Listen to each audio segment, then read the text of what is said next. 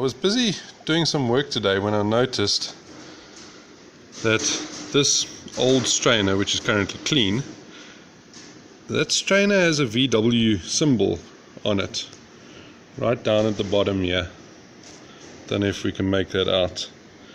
Then I started looking closer at it, and I just wanted to compare it to a new replacement strainer.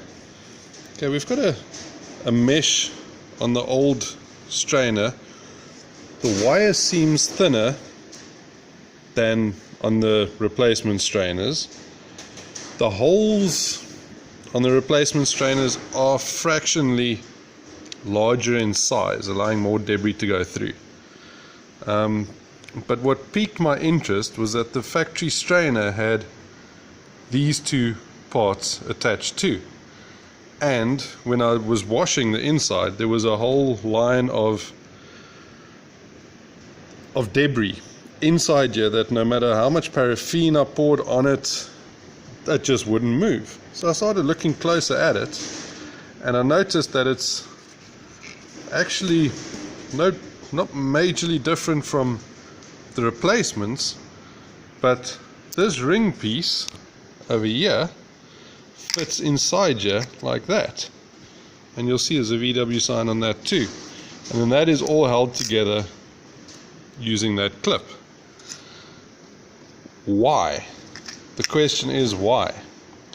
So then I cleaned everything up, and I noticed that this is a bimetal, if you want to call it that. There's two different materials, and this extra piece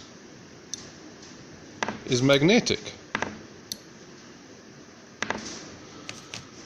So what a lot of us, myself included, haven't realized through the years is that VW actually had a magnet mounted inside their strainer to catch any form of debris, any metallic debris inside there, and not have it recirculate through the oil system,